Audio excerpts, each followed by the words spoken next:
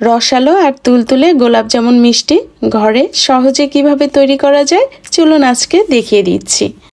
শুরুতে একটা প্যানে নিয়ে নিচ্ছি 1.5 লিটার তরল দুধ। চুলার আঁচ মিডিয়ামে রেখে অপেক্ষা করব ফুটে আসা পর্যন্ত। 1 থেকে 2 বার ফুটে আসলে প্যানটাকে চুলা থেকে নামিয়ে নিলাম। এখানে একটা বাটির উপরে স্ট্রেনার নিয়ে একটা সুতি কাপড় দিয়ে রেখে দিলাম।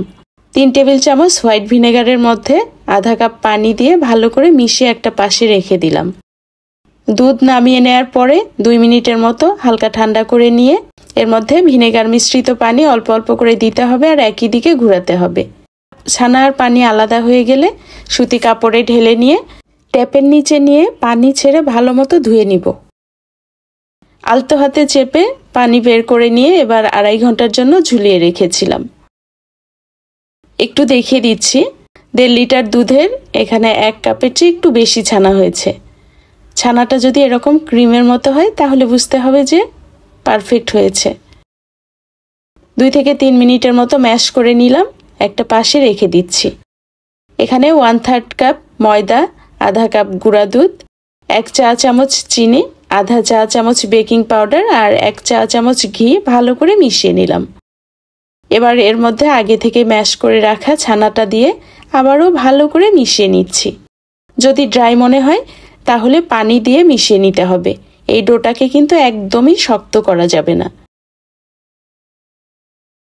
রোল করে নিয়ে ছোট ছোট লেচি করে নিলাম। এবার হাতের মধ্যে ঘুরিয়ে ঘুরিয়ে গোল আর মসৃণ করে নিতে হবে। লম্বা করেও করে নিয়েছিলাম। ভাজার জন্য চুলায় তেল গরম করে নিয়েছি। তেলটা হালকা গরম হতে হবে। অল্প জালে সময় নিয়ে মিষ্টিগুলোকে ভেজে নিতে হবে। যখন মিষ্টির রংটা পরিবর্তন হতে শুরু করবে তখন চুলার আঁচটা একটু বাড়িয়ে দিয়ে সুন্দর কালার আসা পর্যন্ত ভেজে নিতে হবে। সবগুলোকে ভেজে নিয়েছি। শিরার জন্য 4 কাপ পানির মধ্যে 3 কাপ চিনি দিলাম, সেই সাথে 3টি সাদা এলাচ আর লেবুর রস দিয়ে দিলাম। মিশিয়ে দিয়ে অপেক্ষা করছি ফুটে আসা পর্যন্ত। মিষ্টিগুলো কিন্তু এখন হালকা গরম আছে। ফুটে আসলে 1 চিমটি জাফরান দিলাম। 3 থেকে 4 মিনিট জাল করে নিয়ে যখন একটু আঠালো হবে তখন এর মধ্যে মিষ্টিগুলো দিয়ে দিলাম। ঢেকে মিডিয়াম টু লো হিটে জাল করে নিয়েছি 10 মিনিটের জন্য। 10 মিনিট পরে একটু মিশিয়ে দিয়ে চুলার আঁচ একেবারে কমিয়ে আরও 10 মিনিট রেখে দিয়েছিলাম। মিষ্টিগুলোকে সারা রাতের জন্য রেখে দিয়েছিলাম। পরের দিন মিষ্টিগুলোকে উঠিয়ে নিয়ে সার্ভ করে দিয়েছি।